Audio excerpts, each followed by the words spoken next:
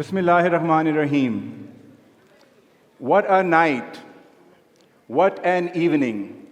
Thank you very much, Lahore, for coming here and celebrating Ek Sham with us. So a big round of applause to all of you.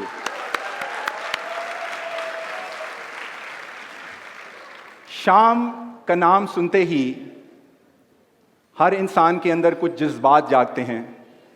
शाम एक ऐसी खूबसूरत feeling है, एक transit का वक्त है जो कि सुबह और रात के दरमियान होता है।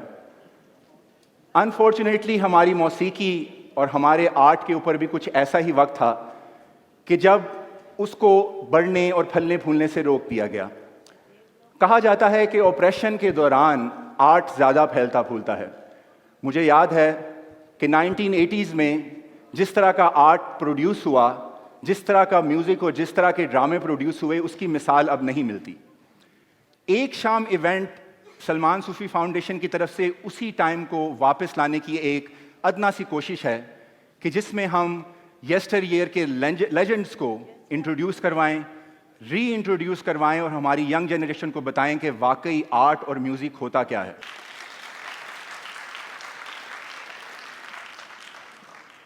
ये वो गाने, वो गज़लें, वो स्टेज ड्रामे हैं कि जिनको देखकर हम बड़े हुए और हमने उनसे बहुत कुछ सीखा।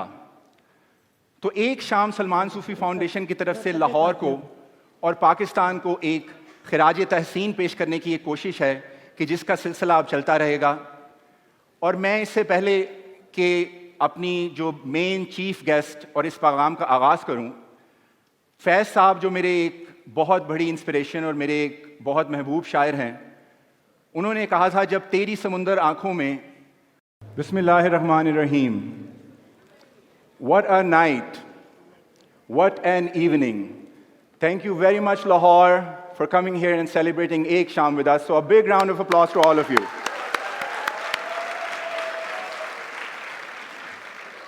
शाम का नाम सुनते ही हर इंसान के अंदर कुछ जज्बात जागते हैं।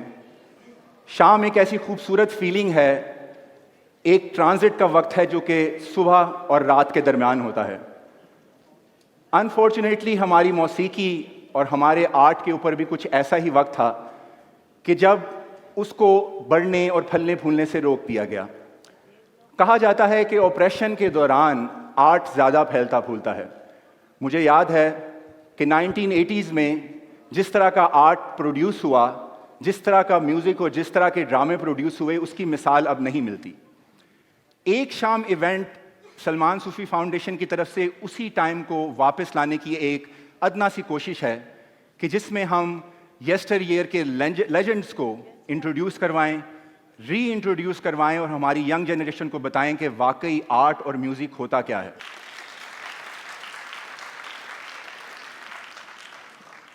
ये वो गाने, वो गज़लें, वो स्टेज ड्रामे हैं कि जिनको देखकर हम बड़े हुए और हमने उनसे बहुत कुछ सीखा। तो एक शाम सलमान सूफ़ी फाउंडेशन की तरफ से लाहौर को और पाकिस्तान को एक खिराज तहसीन पेश करने की एक कोशिश है कि जिसका सिलसिला अब चलता रहेगा। और मैं इससे पहले कि अपनी जो मेन चीफ गेस्ट और इस प्रोग्राम का आगाज़ करूं, फैज़ साहब जो मेरे एक बहुत बड़ी इंस्पिरेशन और मेरे एक बहुत महबूब शायर हैं, उन्होंने कहा था, जब तेरी समुंदर आंखों में इस शाम का सूरज डूबेगा, सुख सोएंगे घर दर वाले और राही अपनी राह लेगा।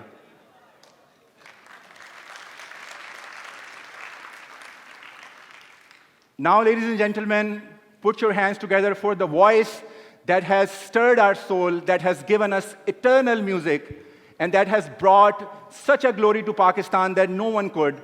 We're so fortunate to have her with us in this event.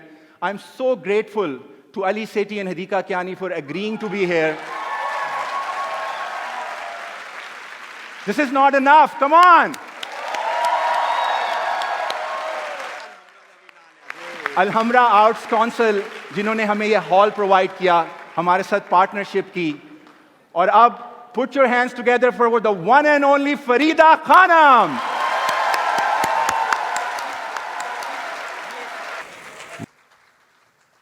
Legend वो होता है जैसे कुर्रतुल ऐन है, जैसे सैगल है, लता है, रफ़ी है, जैसे फरीदा खानम है।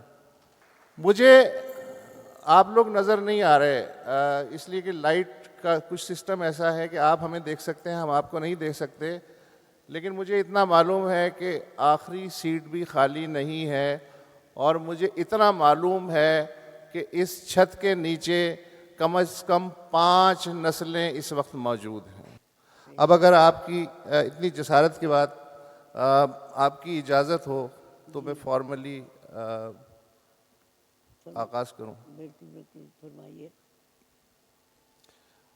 आज हम बाद में इनसे कुछ जसारत करेंगे जो मैं अभी नहीं बता रहा, लेकिन इन्होंने जो समंदर छोड़ा है उसमें से चंद लहरें आज गिनने की और चुनने की कोशिश करेंगे हमारे 2 नौजवान आर्टिस्ट।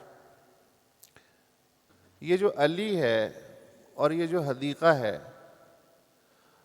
आज ये जो भी आपके तबर्रुकात पेश करेंगे, स्टेज पे तो आप जाएंगे ही ज़ाहिर है, पहले 2 मिनट में आपसे बात कर लूँ, इसलिए कि फिर ज़ाहिर है कि आप अपने मद्दाहों में गिर जाएंगे, मुझे मौका मिले ना मिले। ये जो है जिसको क्या कहते हैं लाइट क्लासिक, हालांकि कतअन लाइट क्लासिक नहीं है। गज़ल की डिमांड ये होती है कि लफ्ज़ को पेंट करना है, लफ्ज़ को कहाँ तोड़ना है, कहाँ जोड़ना है, कहाँ उठाना है, कहाँ गिराना है, ये कोई खाला जी का गेम नहीं है। आप मेरी क्लास ले रहे हैं। तो इतनी पेचीदा जो सूरत हाल थी, उसके बावजूद भी आप इनके शागिर्द बने, 4 साल से आप ज़ानुए तलम्मुस तय कर रहे हैं। तो ये क्या था कि गज़ल का इस तरह काम करना है? मैंने जी बचपन में मेरे कानों में जो मौसीकी पड़ी है वो फरीदा जी की मौसीकी है।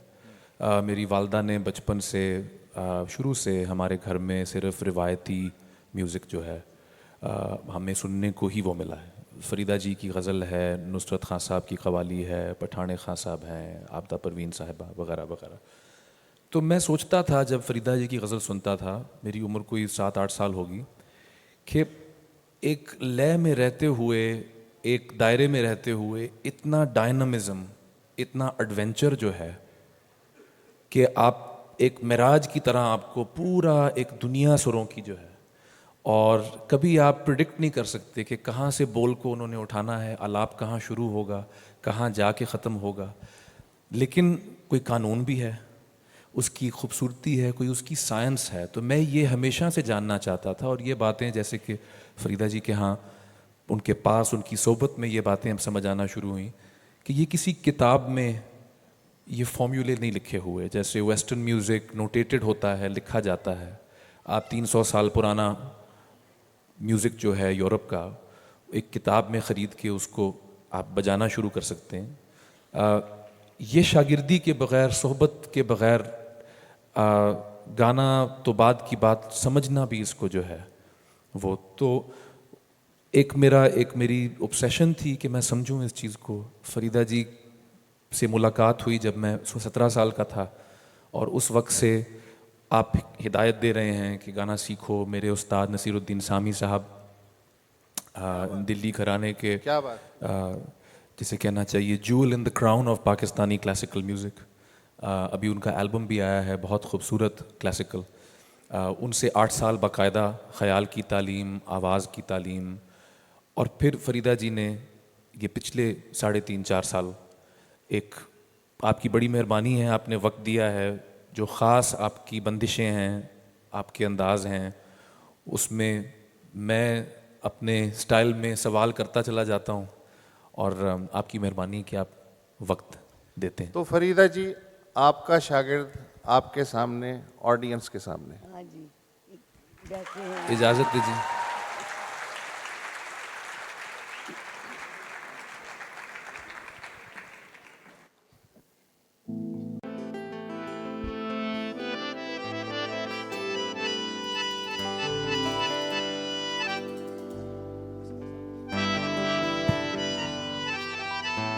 एक गाना है जी, गीत है, जो पुराने खूबसूरत गाने को जोड़ा है हमने एक नए गाने के साथ। पुराना गाना तसव्वुर खानम साहबा ने गाया है, नया गाना कुछ मैंने कंपोज किया, लिखा और कुरतुल बलोच के साथ हमने 1.5 साल पहले गाया इस गाने को। राग मेघ के सुर हैं इसमें, जो कि फरीदा जी ने भी कुछ बताए हैं, कुछ सामी साहब ने बताए हैं, पेश करते हैं।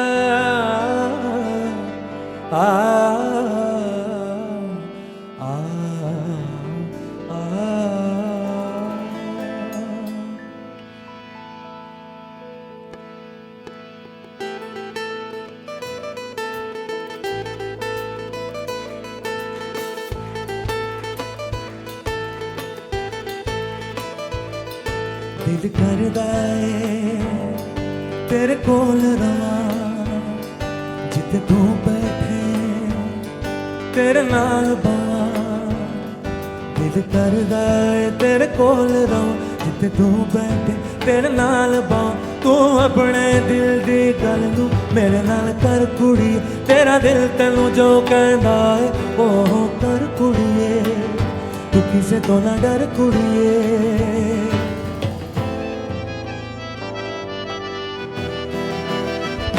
अगर तुम मिल जाओ जमाना छोड़ देंगे हम। अगर तुम मिल जाओ जमाना छोड़ देंगे हम। तुम्हें पाकर जमाने भर से रिश्ता तोड़ लेंगे हम।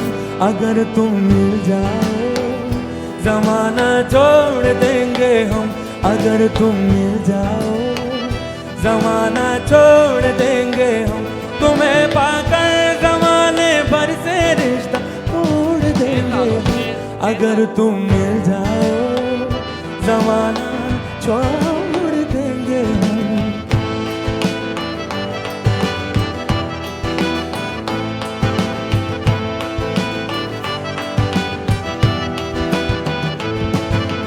जिंदड़ी दावा तेरे नाम डोलना। अगला मैं तसव्वुर खानम को बुला रहा है। जिंदड़ी दावा तेरे नाम डोलना। मर जावा रे तू आवे कौन ना। मर जावा रे तू आवे कौन ना। जहाँ तुम जाओगे जहाँ तुम जाओगे वहीं रुख मोड़ लेंगे हम।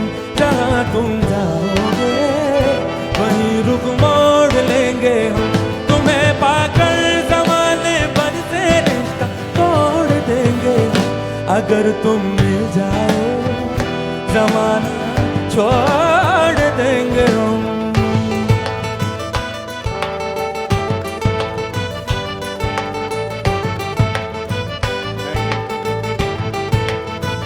तेरे पीछे सोनिए मैं होया बर्बाद नी। रांझे वांगू जोगी बनके करा तेनू याद नी। जिस दिन मंगेगी तू मेरी फरियाद ने। दुख मुक जाए होगा होवांगा मैं शाद नी। दिल करदा है तेरे कोल रवां, जिथे तू बैठे तेरे नाल बावां। दिल करदा है तेरे कोल रवां, जिथे तू बैठे तेरे नाल बावां। तू अपने दिल दी गल नू मेरे नाल कर कुड़ी, तेरा दिल तैनू जो कहंदा है ओह कर कुड़िए। तू किसे तो ना डर कुड़िए। अगर तुम मिल जाओ जमाना छोड़ देंगे हम। अगर तुम मिल जाओ जमाना छोड़ देंगे हम। तुम्हें पाकर जमाना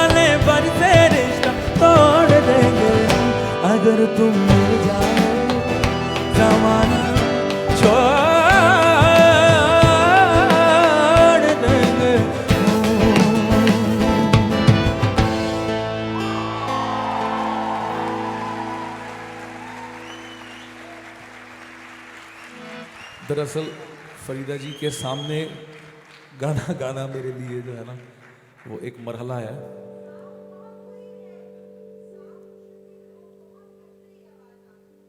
sound should be low, sound should be low, sound को लो कर दें जी प्लीज।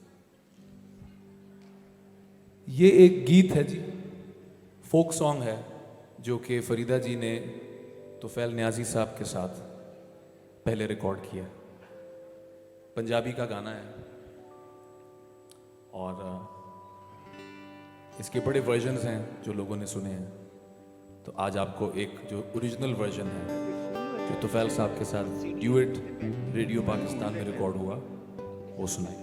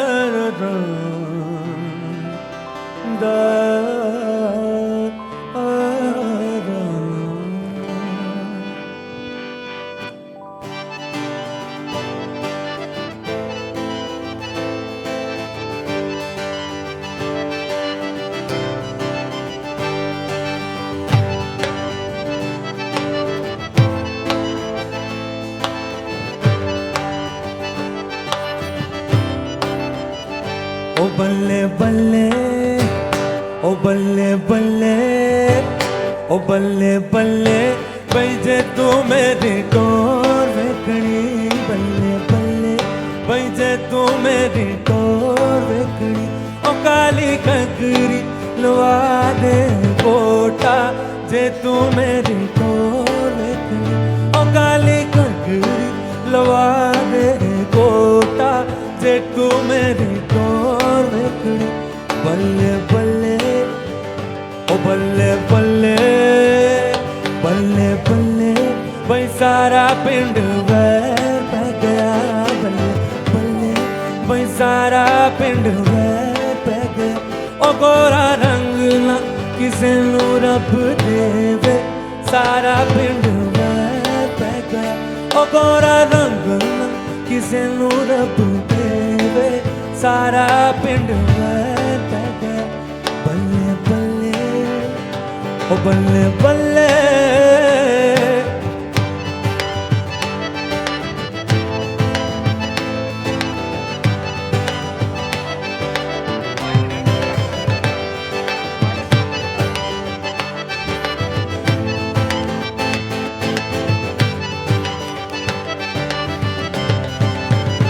ओ बल्ले बल्ले, ओ बल्ले बल्ले, बई सोने दे तवीता वाले।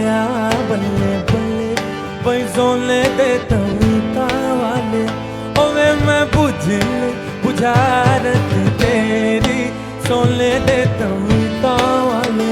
ओ वे मैं बुझारत तेरी सोने दे तवीता वाले। ओ बल्ले बल्ले, ओ बल्ले बल्ले, बई दमड़ी दा सक मल के। बल्ले बल्ले, बई दमड़ी दा सक मल के। ओ मुंडा बोलिया तवीता वाला, दमड़ी दा सक मल के। ओ मुंडा बोलिया तवीता वाला, दमड़ी दा सक मल के। बल्ले बल्ले, ओ बल्ले बल्ले,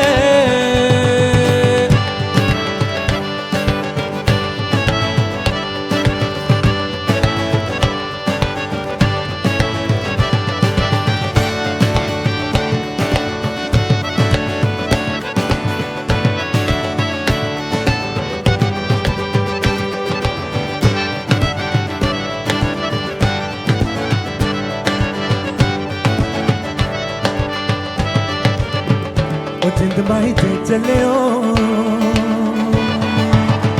ओ जिंद माही जे चलियो लाहौर वे उते वेखी ओए,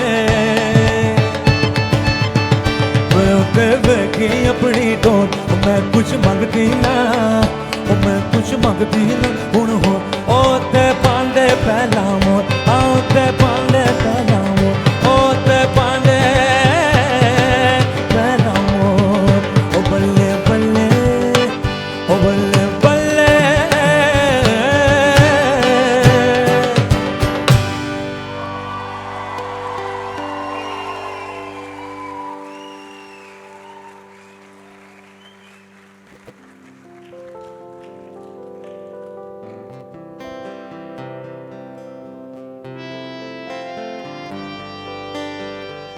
सिराज औरंगाबादी की गज़ल है जी, ये मैंने कंपोज की है।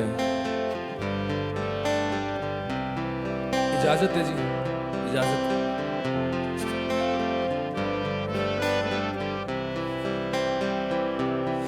खबरें तेरे इश्क़ से, खबरें तेरे इश्क़ से मैं जो रहा न परी रही न तो तू रहा न तो मेरा जो रही सब खबरें तेरे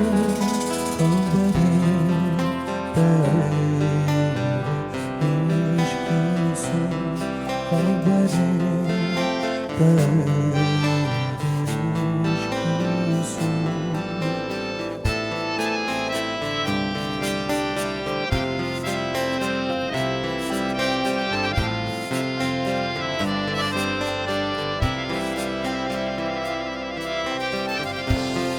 थोड़ा सा बेस को कम कर दो हाउस में।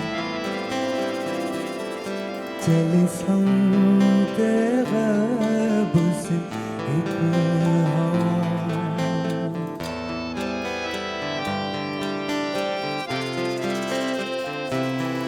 चली संते गैब से एक हवा के चमन ज़ुहूर का जल गया चली संत गैब से एक हवा के चमन ज़ुहूर का जल गया मगर एक शाख निहाल हो मगर एक शाख निहाल हो जिसे दिल कहे ज़ोहरे रही न तो तू रहा न तो मेरा जो रही सब खबरें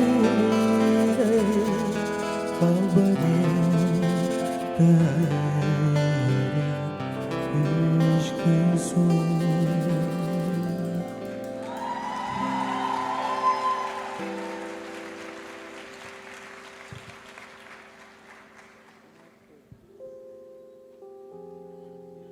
एक सलीमा हाशमी साहिबा बैठी हैं सामने, वेलकम टू एक शाम।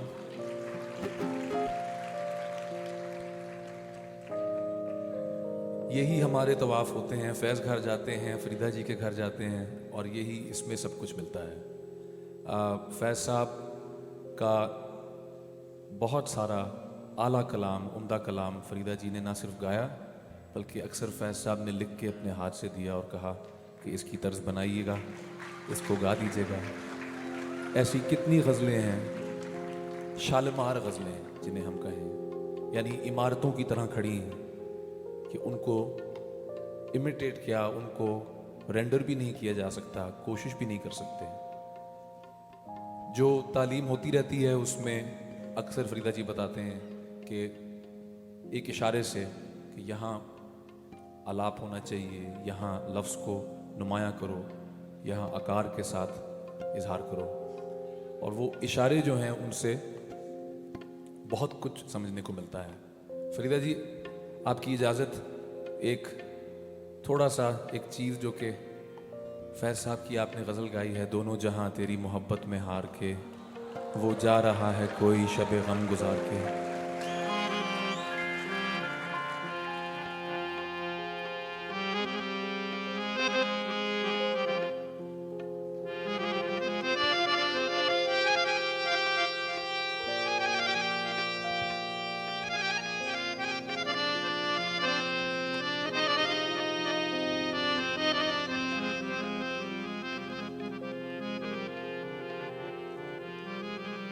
आ आ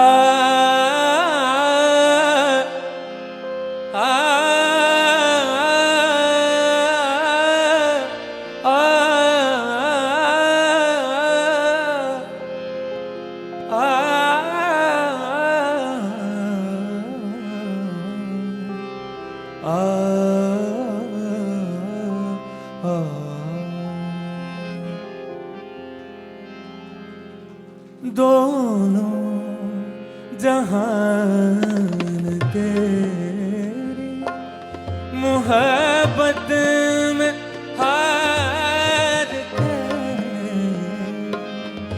दोनों जहान तेरी मोहब्बत में हार के हो जा रहा है कोई शबे गम गुजार के हो जा रहा है कोई शबे गम गुजार के, दोनों जहां तेरे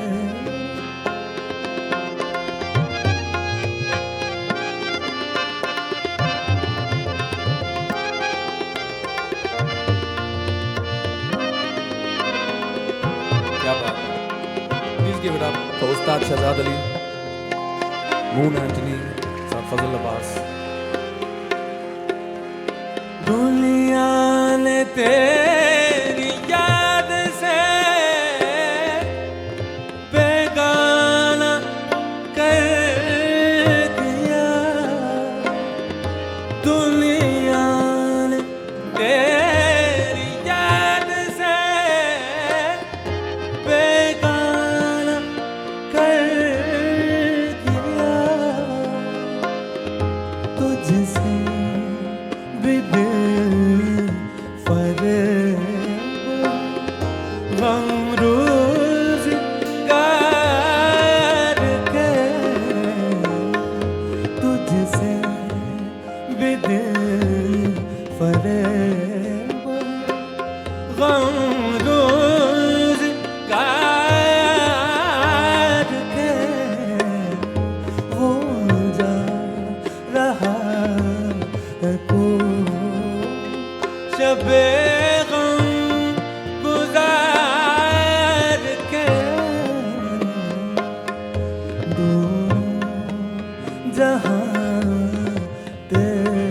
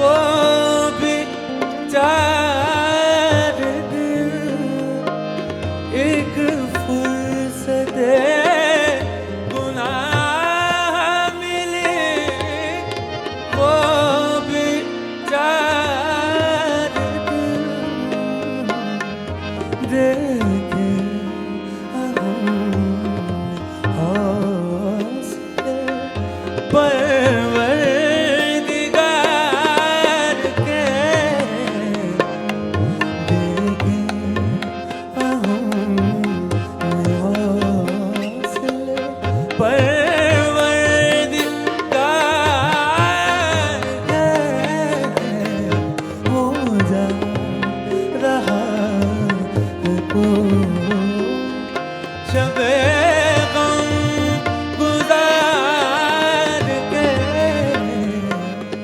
दोनों जहां तेरे।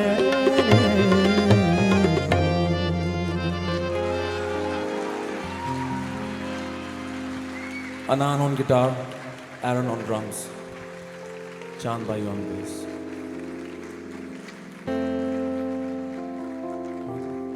उन्होंने छेड़ दिया है। फरीदा जी इजाजत है, एक और छोटा जा कर लिए फिर आके बह जावांगे नाल इत्थे। चीमी खाला फैज साहब के नाम है ना। माहौल ऐसा है आजकल पूरे बड़े शरीर में कि होना चाहिए। साथ गाइएगा।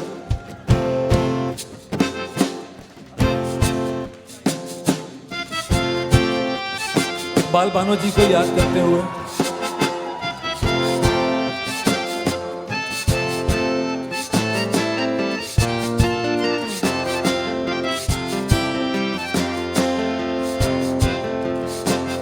हम देखेंगे, लाजिम है कि हम भी देखेंगे। हम देखेंगे, लाजिम है कि हम भी देखेंगे। हम देखेंगे, हम देखेंगे वो दिन के जिसका वादा है, जो लोहे अज़ल पे लिखा है। वो दिन के जिसका वादा है, जो लोहे अज़ल में लिखा है। हम देखेंगे, लाज़िम है कि हम भी देखेंगे। हम देखेंगे, हम देखेंगे जब जुल्मों सितम के कोई डरा हो। जब जुल्मों सितम के कोई डरा हो। रूई की तरह उड़ जाएंगे हम अहले सफा मरदूद होंगे। हम अहले सफा मरदूद होंगे। मसनद पे बिठाए जाएंगे सब ताज उजाले जाएंगे। सब ताज उजाले जाएंगे। सब तख्त गिराए जाएंगे।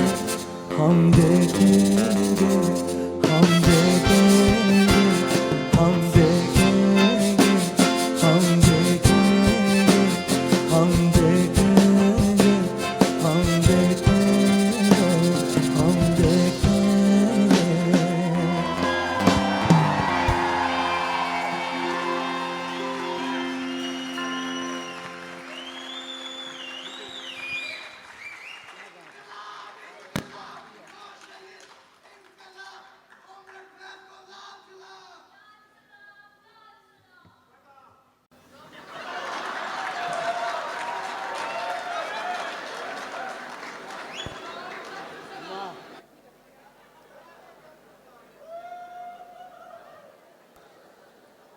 क्या कमाल शाम आपने जो है उसकी ओपनिंग की।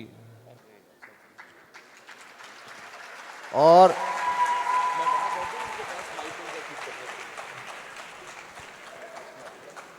मैं चाहूँगा कि जितनी तालियां आपने अली के लिए बजाईं उससे थोड़ी सी ज़्यादा आर्केस्ट्रा के लिए बजा दीजिए।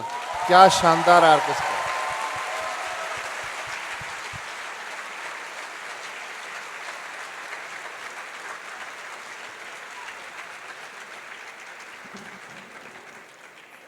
आज ये जो जश्न फरीदा खानम हो रहा है,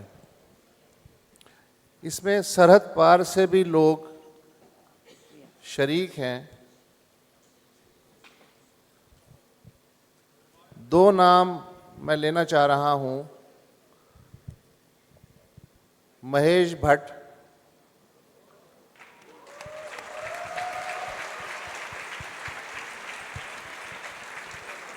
और रेखा भारद्वाज।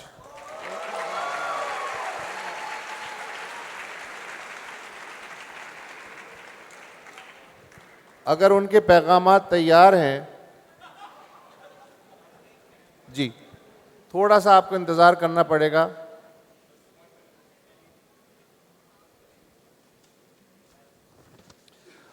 और ये जो आज की शाम है,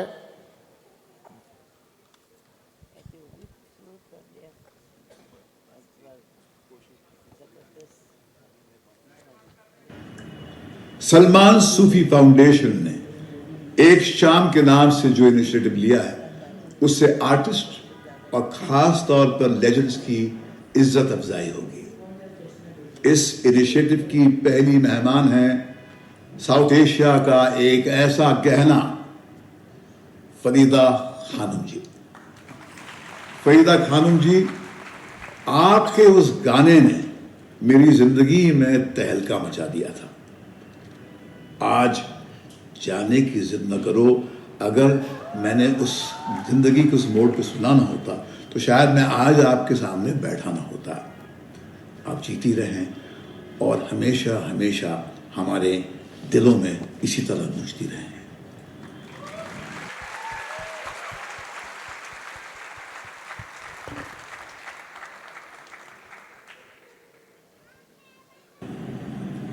आदाब, मैं हूँ रेखा भारद्वाज और मैं अपने दोस्त सलमान सूफी को बहुत बहुत मुबारकबाद देना चाहती हूँ for this initiative that his foundation, Salman Sufi foundation, has taken to honour the legends from subcontinent. और पहला जो उनका कॉन्सर्ट वो कर रहे हैं 4 मार्च कल कर रहे हैं लाहौर में, उसमें वो हमारी सबसे ज़्यादा पसंदीदा गायिका जो लेजेंडरी फरीदा खानम जी, उनके लिए उनके ट्रिब्यूट कॉन्सर्ट कर रहे हैं, जिसमें अली सेठी जो another friend of hours is performing and another artist from Pakistan. I am really happy, this is a very good initiative और बस अल्लाह उन्हें बहुत और कामयाबी दे सलमान को और उनकी फाउंडेशन इसी तरह काम करते रहे। आई नो कि इस इनिशिएटिव में he wants to honour artists from India as well as Pakistan. So first concert, this tribute concert is being done for Farida Khanum ji. उनके लिए मेरे पास लफ्ज़ नहीं है कि जो भी कहूँगी वो कम रहेंगे, बस ये कहूँगी कि हाय मर जाएंगे हम तो लुट जाएंगे।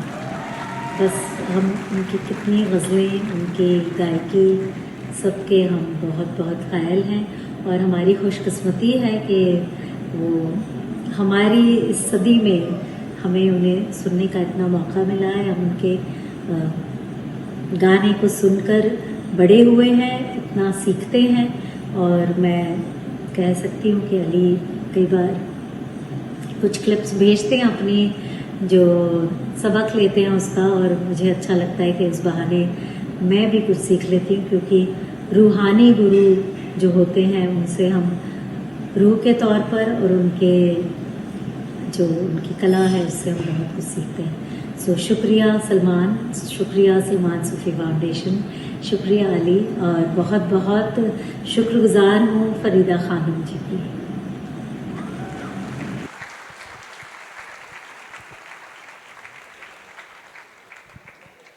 वाह,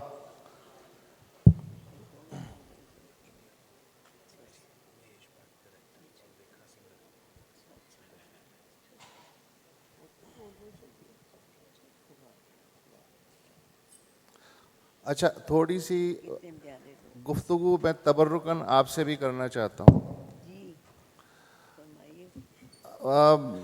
जो मैंने लोगों से पूछा और जो रिसर्च की उसकी बुनियाद पे, ये माइक काम कर रहा है? माइक तो मेरा ख्याल काम कर रहा है जी। हाँ, सही आवाज़ सही आ रही। आपकी ज़िंदगी में 3 शहर सबसे अहम हैं, जी कलकत्ता, जी अमृतसर और लाहौर। लाहौर। इस तिकोन के बारे में कुछ बताइए हमें। हाँ जी, ये तो मेरी ज़िंदगी का एक बड़ा खूबसूरत रास्ता था। बचपन से जब मैं कलकत्ता गई अपनी शीरा के पास, क्योंकि मेरे वालिद का इंतकाल हो गया, तो पीछे घर में बस कोई भी ऐसा नहीं था जो हम लोगों को संभालता, तो मुझे शीरा ने वहाँ बुला लिया। मुख्तार आपकी में पैदाइश भी कलकत्ता की है? जी नहीं, हम लोग अमृतसर से बिलोंग करते हैं, और वैसे वहाँ जाके वो थिएटर में सेट हुई, फिल्म में सेट उन्होंने एक्ट किया, और उनके अपन एक म्यूज़िक की ज़िंदगी उनकी कलकत्ता से शुरू हुई, और वहीं उनकी एक ज़िंदगी का एक पूरा तस्वर बनता है कि वो क्या गाती थी, क्या उनकी स्टाइल थी, क्या उनका ड्रेसअप होना। तो ये सारी चीज़ें एक बड़े कलाकार में भी होती हैं, और अच्छे सोच रखने वाले के पास भी ये कला होती है कि अच्छा पहनना और अच्छी ज़िंदगी गुजारनी। तो आपकी जो तरबियत है इब्तदाई, और आपके जो उस्ताद मोहतरम थे आशिक अली खान साहब, जी जी जी उनसे आपने कलकत्ता में ही तालीम हासिल करनी शुरू की? जी जी मैं कलकत्ता में तो नहीं तालीम हासिल की, वहाँ मैं अपने एक हमारे और बुज़ुर्ग उस्ताद थे, जी। वो भी एक बहुत बड़े घराने से रखते थे, ताल्लुक़ रखते थे, उस्ताद सैंदी खान साहब। वो छोटी सी तकरीबन 7 साल की एज होगी मेरी, तो उसमें उन्होंने कहा कि इतना बोझ बड़े क्लासिकल बड़े लोगों में ये शायद गा ना सके, आवाज़ ना निकाल सके, सुर ना देख सके, तो इसको वो हमारे जो उस्ताद थे वो फैमिलीज़ के उस्ताद थे, कलकत्ता में बहुत उनकी शागिर्दें थी।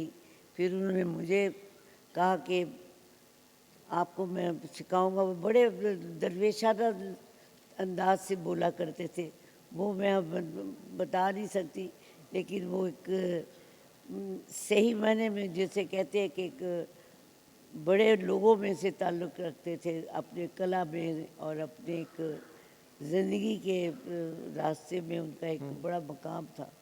अच्छा, आपकी जो ज़िंदगी है उसमें जो एक मरकज़ी किरदार है वो है आपकी बहन मुख्तार बेगम का। जी जी 20 और 30 के अशरे में, उस ज़माने में अगर तसव्वुर किया जाए, it was near to impossible कि एक ऐसी शख्सियत जो गायकी कर रही हैं, अदाकारी कर रही हैं, जी जी रक्स कर रही हैं, थिएटर कर रही हैं, जी जी और साथ में जो छोटे बच्चे हैं, उनके बहन भाई हैं, जी जी उनकी देखभाल भी कर रही हैं। बिल्कुल।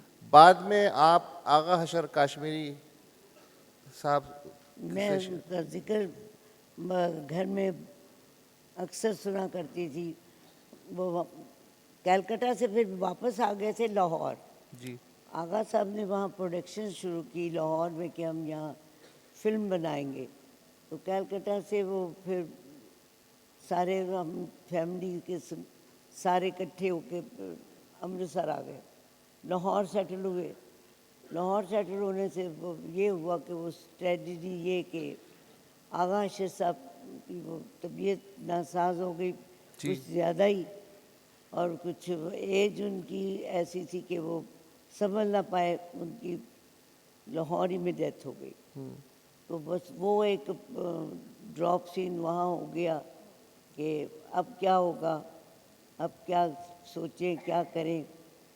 बच्चों को, लड़कों को तालीम दिलवानी है, ये इसकी आवाज़ बहुत खूबसूरत है, इनको गाना भी सिखाना है, और ये गाना भी इस तरह गाए कि एक कुछ मालूम हो कि हाँ गायकी भी कोई इस तरह से अंदाज से गाई जाती है। जी। तो इस सोच की वजह से फिर मेरी हम शीरा ने फिर प्लानिंग की, कलकत्ता चले गए। मेरे उस्ताद आशिक अली खान साहब वहाँ कलकत्ता में सेटल थे, रिकॉर्डिंगें किया करते, EMI की रिकॉर्डिंग करते थे। तो फिर वहाँ उन्होंने ज़िक्र उनसे किया कि मेरी बड़ी तमन्ना है कि इस बच्ची को आप सिखाएं, अपनी शागिर्दी में लें, इसे कुछ हासिल हो जाएगा, इसकी ज़िंदगी बन जाएगी। तो वो कुछ चंद अल्फाज उनके दिल में ऐसे, बड़े लोगों के दिल में कुछ कुछ बातें ऐसी आके समा जाती है कि वो इनकार नहीं कर सकते। तो उन्होंने कहा हाँ मैं ज़रूर इनको ज़रूर सिखाऊंगा। तो वहाँ से फिर मेरी कलकत्ता से फिर तालीम क्लासिकल की शुरू हुई। उससे पहले तो बिल्कुल ज़ीरो थे ना जी, क्लासिकल छोड़ कुछ भी नहीं आता था जी।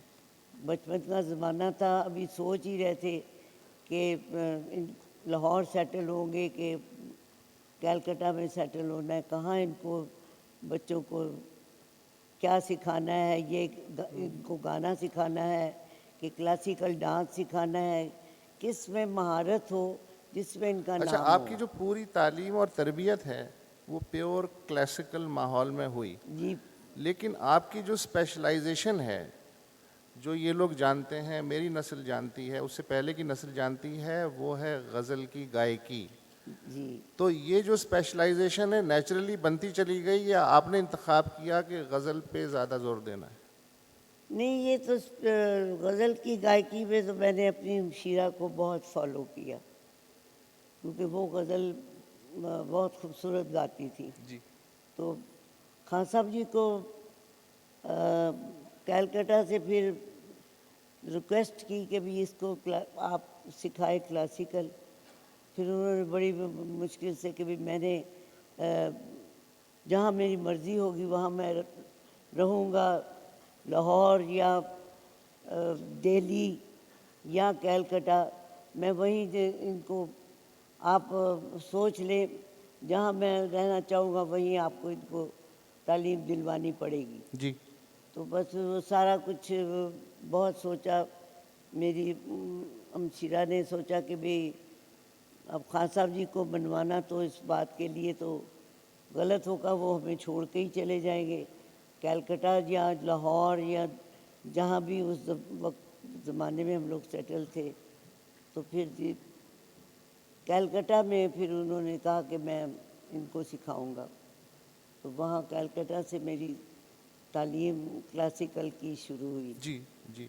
तो खान साहब जी ने एग्री किया और समझिए जो मैं गा रही हूँ गज़ल और क्लासिकल का जो मिलाप हुआ है, ये सारा क्लासिकल की वजह से ही गज़ल में ये गायकी आई। Exactly. अदरवाइज़ ये ऐसी गायकी आ नहीं सकती बिल्कुल जब बिल्कुल। तक कि उसका रियाजत ना हो, उस रागों को आप समझ के ना गाएं, उन रागों की आपके ज़हन में सुर कायम ना हो, उसके अलावा बड़ा मुश्किल था।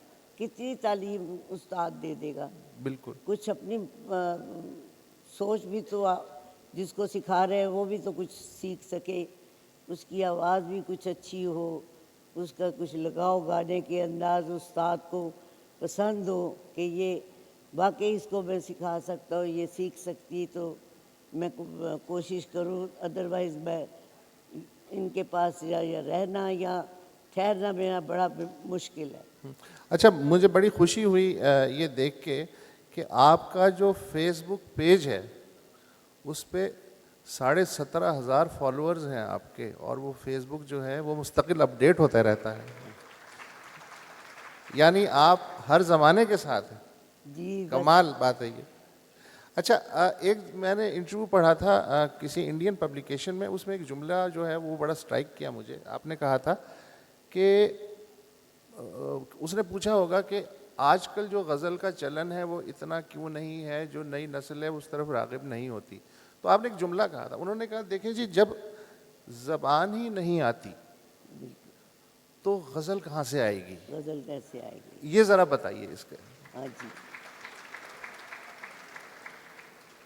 ये कुछ समझ ले, हम लोग तो ठेठ पंजाबी लोग, जी। अमृतसर के रहने वाले, पंजाब की 24 घंटे पंजाबी बोलनी, उर्दू का नाम ही नहीं आता था बचपन में। अब उर्दू तो नहीं मैं बोल सकती थी अपनी माँ के साथ कि आप इधर तशरीफ़ लाइए, आप इधर आए।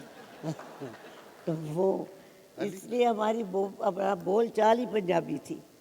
तो बस वो ये मैं यही समझती हूँ कि इसमें मेरी बड़ी बहन का बड़ा एक शौक़ था कि ये बच्ची की आवाज़ अच्छी है, ये सीख ले और खान साहब इनको सिखा दे तो इसकी किस्मत बन जाएगी। उस वक़्त उन्होंने अपने जो उनके राय जिनसे वो राय लिया करती थी, उन्होंने उनको ये कहा कि ये बात तो आपने सही सोची है कि ये गाने का जो जब तक कि खान साहब के ज़हन में नहीं ये आएगा कि ये गा सकती है या इसके लगाव का मतलब है कि अब अली जी गा रहे थे कि बेइंतहा उसमें आलाप और उसमें खूबसूरती आवाज़ में ये चीज़ें बहुत ज़रूरी काउंट करती गाने में। तो उस वक्त बचपन में तो हमारी आवाज़ सीधी सादी थी, लेकिन छोटी छोटी जगह मैं उनके कहने से जो बहन मेरी कहती थी वो मैं कह देती थी, लेकिन मुझे याद नहीं रहती थी कि मैंने कहा क्या है।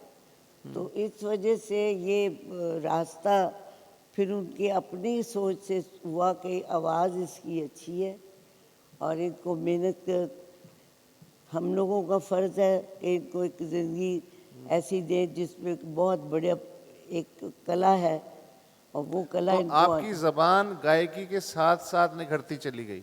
जी गायकी के साथ मेरा वो अंदाज पंजाबी का आज की कम हो। नस्ल में आप ये चीज़ मिसिंग देखती हैं, मतलब कम देखती हैं इस बात को? मैं पंजाबी हम लोग घर में पंजाबी बोलते हैं जी। लेकिन पंजाबी मैंने गाने बहुत कम गाए।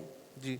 रेडियो पाकिस्तान में आके जब पार्टीशन के बाद हम लोग आए। ये जो अली वाली नस्ल है या हदीक़ा वाली नस्ल है, ये इनकी गज़ल गायकी के बारे में आप क्या कहेंगी? किन की जी? ये जो अली हैं, अली सेठी हैं अली या हाँ, जी, हदीक़ा जी, जैसी जी। नस्ल है, अली जी की हाँ, इनके लगाव बिल्कुल मेरी अब जो मैं गाती हूँ इनकी आवाज़ में वो सब कुदरती चीज़ मौजूद है।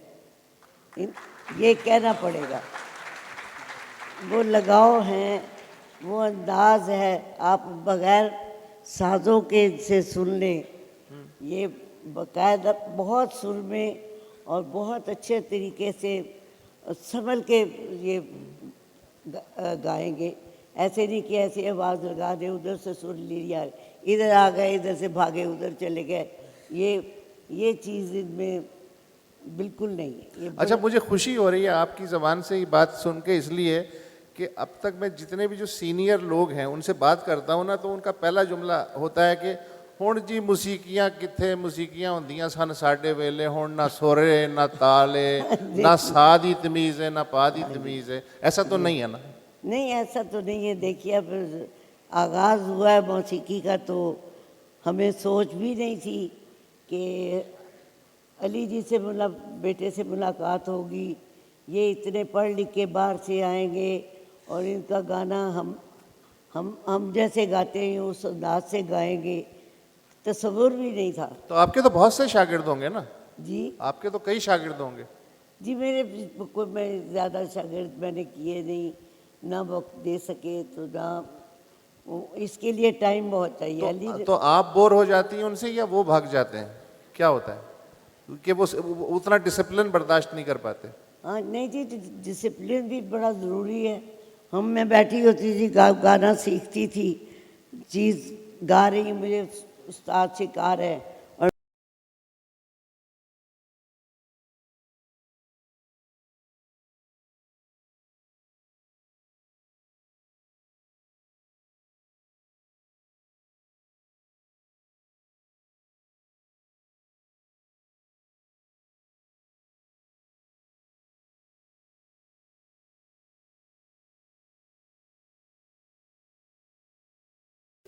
आराम से स्ट्रेट होकर बैठ जाती थी कि मैंने अब मैंने गाना सीखना है, क्योंकि छड़ी लगी थी तो मेरी आवाज़ पता नहीं क्या होगा, मैं घंटों रोती रहूँगी या मुझे मार पिटेगी। 2-3-4 बातें ज़हन में आती थी कि मार पिटेगी या क्या मेरे साथ मेरी हमशीरा मुझे कितना खफा होंगी, उस्ताद जी छोड़ के चले जाएंगे। तो उन्होंने ये डर डाला हुआ था कि तुम्हें मैंने इतना अच्छा गाना सिखाना है कि तुम्हें एक मिसाल के तौर पे तुम अपने वक्त पे जाके इनसे, तुम्हारी खुशकिस्मती है कि तुम इनके कदमों में बैठी हुई हो और इनसे सीख रही हो।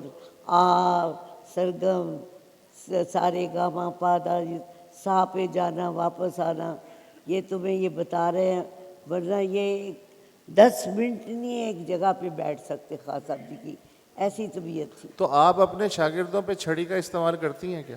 जी नहीं, मेरे शागिर्दों पे से तो कोई नहीं, मेरा ज़्यादा जिस पे मैं डिपेंड करती हूँ आवाज़ के लिहाज से, गायकी के लिहाज से, वो अली हैं जी। इनके लिए तो मुझे छड़ी की ज़रूरत नहीं पड़ी। इतना, बल्कि मैं कहता हूँ फरीदा जी छड़ी होनी चाहिए है ਜਿਹੜੀ एक आध तबरुकन खाई लो यार, क्योंकि मैं छड़ी दे ही लायक हाँ। और वो कहती नहीं चाय पियो, बिस्किट खा लो, इतने प्यार से, इतने नरम अंदाज से नहीं माँ, पेश आपकी आते। तबीयत ये चीज़ देखे ना, मिजाज हो ना, आसमान पे गया हो तो मुझसे कहे कि आप मुझे गाना सिखाएं, तो वो कैसे हो नहीं सकता। बड़ा मुश्किल काम है। ना मेरी आवाज़ निकलेगी, ना मैं इनको कुछ कह सकूँगी, ना इनके सुर इनके गले में समा सकेगा, ना कुछ रास्ता बनेगा। तो वो वैसे ही अब ये थक हार के छोड़ के चले जाएंगे अपने पढ़ाई में कहीं बाहर, और हम वहीं के वहीं बैठे रहेंगे कि कोई आर्टिस्ट मिले उसको गाना अच्छा सिखाए। ये इस गाने की गायकी में ये चीज़ें बहुत ज़रूरी हैं। बहुत डिपेंड करता है कि एक आवाज़ अच्छी हो, एक शागिर्द जो है वो अपने उस्ताद की इज़्ज़त करे, वो उनसे कुछ सहमा सा रहे, जो वो जगह उनको समझाए गायकी में वो कह दे, तो बस कमाल है। वाह वाह वाह, इंटरव्यू की शक्ल में आपने क्या तालीम दी है इस वक्त, वाह वाह वाह, ज़बरदस्त है। बहुत शुक्रिया आपका। शुक्रिया अभी आपको और जहमत देंगे थोड़ी देर बाद। मैं दरख्वास्त करूँगा हदीक़ा कियानी से कि वो तशरीफ़ लाएं। हाँ जी जी जी।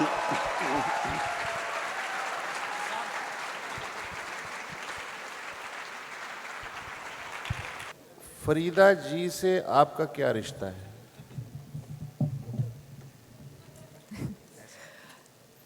फरीदा जी से मेरा रूहानी रिश्ता है, और जब रूहों के रिश्ते होते हैं तो वो उस तरह से आप डिफ़ाइन नहीं कर सकते।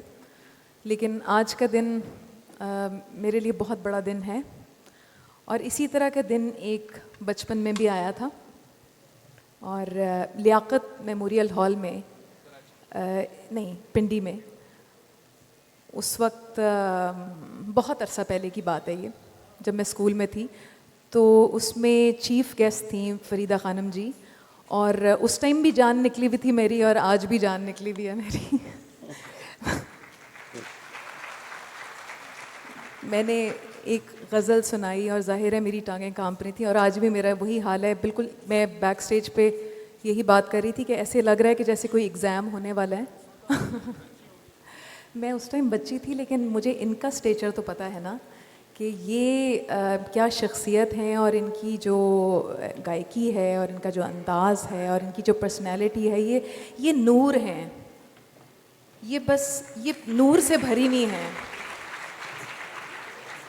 इनको गाना जो है, वो जो ये इन्होंने गा लिया है और जो ये गा रही हैं, वो मेरा नहीं ख्याल कि कोई भी गाएगा ज़िंदगी में, आने वाली नस्लों में भी कोई गाएगा तो वो जस्टिस कर ही नहीं सकता, क्योंकि जो ये गा गई हैं ये वाकई मलका हैं। अल्लाह ताला ने इनको मलका बनाया है।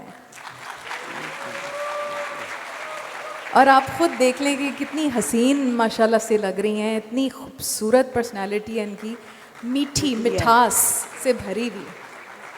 और मैं जो भी सुनाऊंगी आज, मैं बड़े लास्ट मिनट के ऊपर इस शो का हिस्सा बनी। सलमान सूफ़ी साहब ने मुझे इनवाइट किया इस शो के लिए, तो उन्होंने कहा कि आप एज अ गेस्ट आ जाएं। तो मैंने कहा कि फरीदा जी के लिए मेरा दिल चाह रहा है कि ये मेरे लिए एक चांस है कि मैं ज़िंदगी में उनसे मिलूं और मैं कुछ उनका गाया हुआ कलाम कोशिश कर लूं। मेरी बिल्कुल जसारत नहीं है वो चीज़ को टच करने की भी, उसके करीब आने की भी, लेकिन आपके पाँव की खाक हूँ मैं, म्यूज़िक में भी वैसे भी। तो मैं सिर्फ उस इजाज़त के साथ, आपने समझना है कि वही बच्ची जो लियाकत मेमोरियल हॉल के स्टेज के ऊपर गा रही थी, उसने उस वक्त भी गलतियाँ की, वो शायद आज भी करेगी, तो आपने माफ़ कर देना मुझे। माशाल्लाह माशाल्लाह, बहुत खूबसूरत गाया आपने, अपनी ज़िंदगी को बहुत अच्छी तरह से एक मकाम पे पहुंचाया आपने मौसीकी के लिहाज से। बहुत खूबसूरत आपने रंग दिया अपनी आवाज़ को गायकी में। वाह। इजाज़त।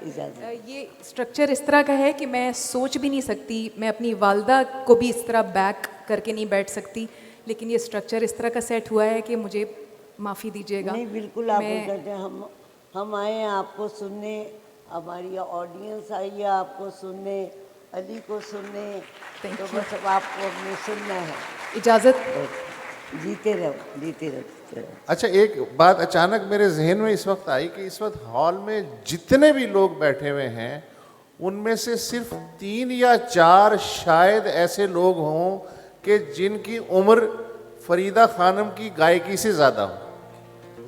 बाकी सब जो हैं इनकी गायकी की उम्र से कम उम्र के लोग हैं। मेरे ख्याल में इनकी मौसीकी का उम्र के साथ कोई ताल्लुक़ नहीं है। इनकी मौसीकी जो है वो एजलेस है, इनकी मौसीकी टाइमलेस है, इनकी मौसीकी आने वाली नस्लों के लिए है, ख़जाना है। इसीलिए इस वक्त 5 नस्लें इस हॉल में बैठी हुई हैं। बिस्मिल्लाह जी।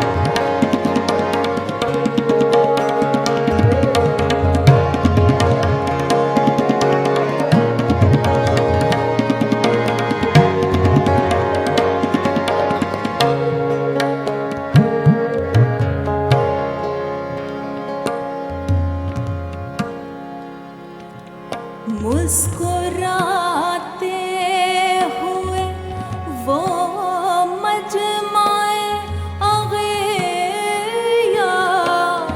कैसा,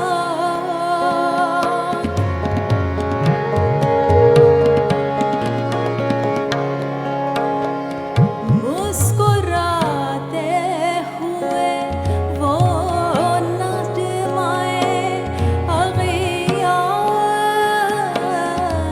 कैसा, आज यूं बज़्म में आए हैं कि जी जानता है, आज यूं बज़्म में आए हैं कि जी जानता है, लुत्फ़ वो इश्क़ में पाए हैं कि जी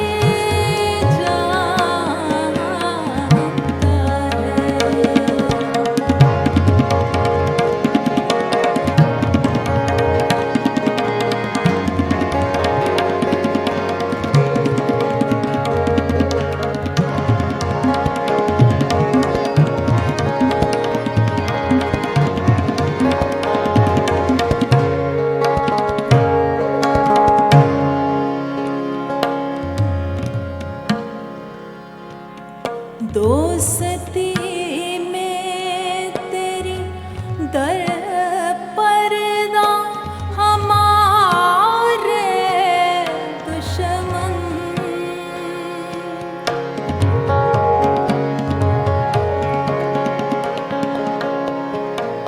दोस्ती में तेरी दर पर्दा हमारे दुश्मन,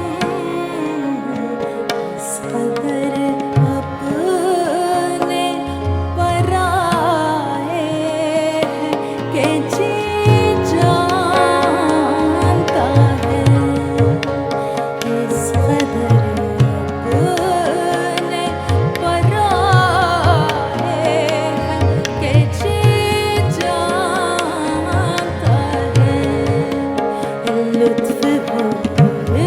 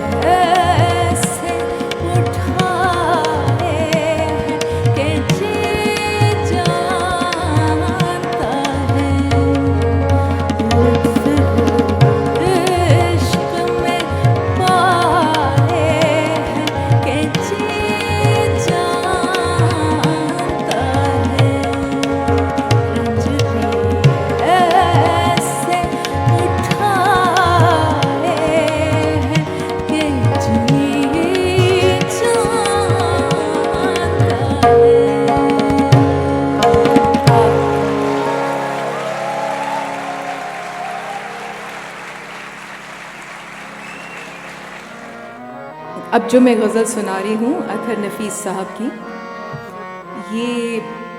ये वो गज़ल है जो मैंने छोटे होते हुए गाई थी। उस वक्त मुझे इसका मतलब नहीं पता था, अब थोड़ा थोड़ा समझ आ गई है।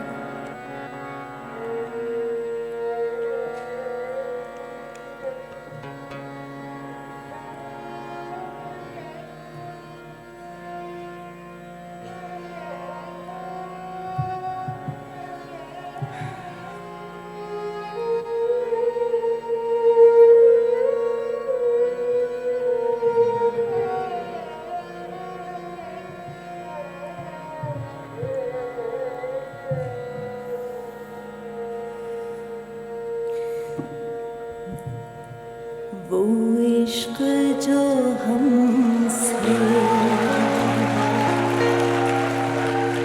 वो इश्क जो हमसे रूठ गया, अब उसका हाल बताएं क्या। वो इश्क जो हमसे रूठ गया, अब उसका बताएं क्या।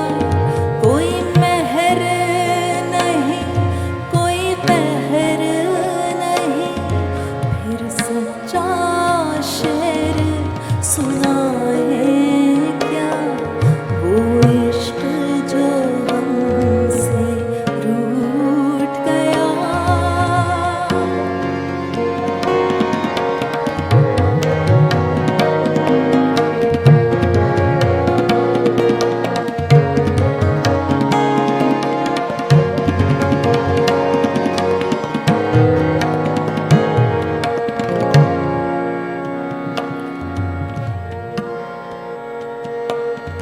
एक हिजर जो हमको लाहक है, तादेर उसे दोहराएं क्या।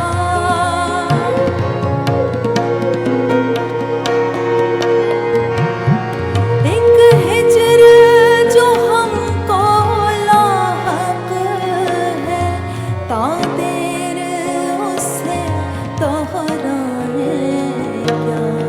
वो जहर जो दिल में उतार लिया, फिर उसके नाज उठाए क्या।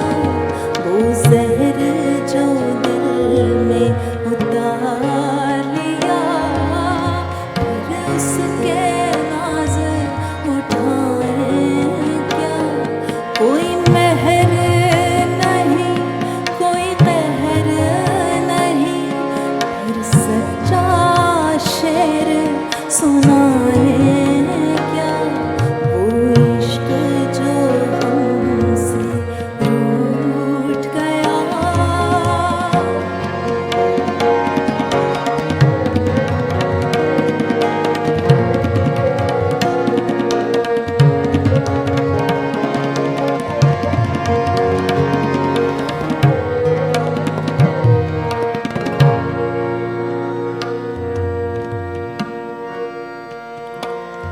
एक आग गमे तन्हाई की, जो सारे बदन में फैल गई।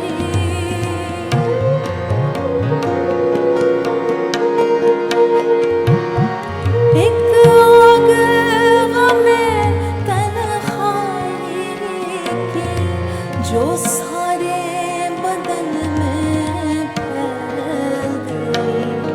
जब जिस्म ही सारा जलता हो, फिर दामने दिल को बचाए क्या। जब जिस्म ही सारा जलता हो, फिर दामने दिल को बचाए क्या। कोई मेहर नहीं, कोई कहर नहीं, फिर सच्चा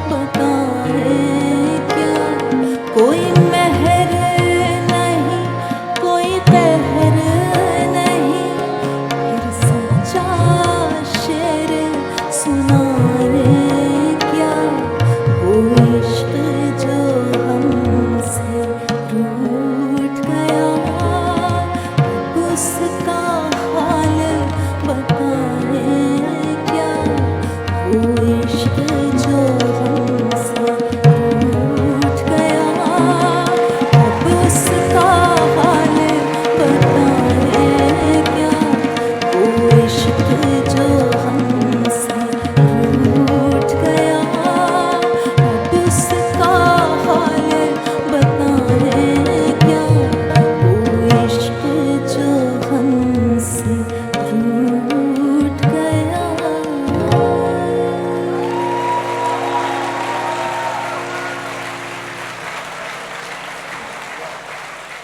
फिर सुर कायम करते हुए भी अजीब घबराहट सी हो रही है। हमारी ऑडियंस इतनी आप खूबसूरत तरीके से आपने आज गाना सुना है, इतने अच्छे अंदाज से, जो गाना सुनने का हक है ना वो है। ना आपने कोई शोर मचाया, ना आपने कोई किसी को मिसअंडरस्टैंडिंग दिलाई है कि भी हमें पसंद नहीं आया। सुपर गाना हुआ है और बहुत ही दिल से अली जी ने बहुत दिल से गाया है। हमारी ये बेटी छोटी सी प्यारी सी गुड़िया ने बहुत अच्छा गाया है। ताकि ये इनको मैं प्रैक्टिस करवाऊंगी और इससे ज़्यादा अच्छा गाना इनको से गवाएंगे इंशाल्लाह ताला। और प्रैक्टिस सारे अपने जो आपके टीचर हैं, उस्ताद जी सारे इकट्ठे बैठेंगे, अली जी भी बैठेंगे। फिर हम किसी दिन अपनी इस ऑडियंस को गाना सारे इकट्ठे बैठ के सुनाएंगे, ताकि इनसे वादा है, ये वादा इनके साथ करके जाएंगे। बहरहाल हमारे लिए यही बहुत बड़ा तोहफा है कि आपने अलाप की एक झलक दिखला दी। कमाल है, वाह वाह वाह। नहीं जी, ये तो बात है। सलमान सूफी साहब, आप शुक्रिया अदा करें। बहुत शुक्रिया, आप आई, एक शाम नहीं की जी। जीनत बनी। नहीं जी, हमारा तो ये बड़ा प्यारा पुराना अदारा है। जब हमें गाना थोड़ा सा गाना शुरू किया तो मैं ये सोचती थी कि आर्ट काउंसिल में मैं कब गाऊंगी, कब मैं गाना सुनाऊंगी और कब मुझे दाद मिलेगी और कब मैं अपने एक मकाम हासिल करूंगी। आज आपने इसकी बुनियाद रख दी है और इसको हम लेके आगे चलेंगे इंशाल्लाह। मैं अली भाई का बहुत शुक्रगुजार हूँ, थैंक यू सो मच। हाँ, वसीतुल्लाह खान साहब जो कराची से स्पेशल इस प्रोग्राम के लिए आए, big round of applause for him. Atar Ali Khan Sahab and Zulfi भाई फ्रॉम अलहमरा जिन्होंने ये सारा हॉल का अरेंज किया, big applause for him. Adeeka, thank you so much, it was an honour. और आप सबका सबसे ज़्यादा शुक्रिया कि thank you so much for making it as a big success. इंशाल्लाह ताला will continue it every 2 months will honour a legend. और हम इसकी मेंबरशिप करेंगे जिसमें आप लोग फिर सोशल मीडिया से इंफॉर्मेशन लेंगे। Thank you very much and have a good night Lahore.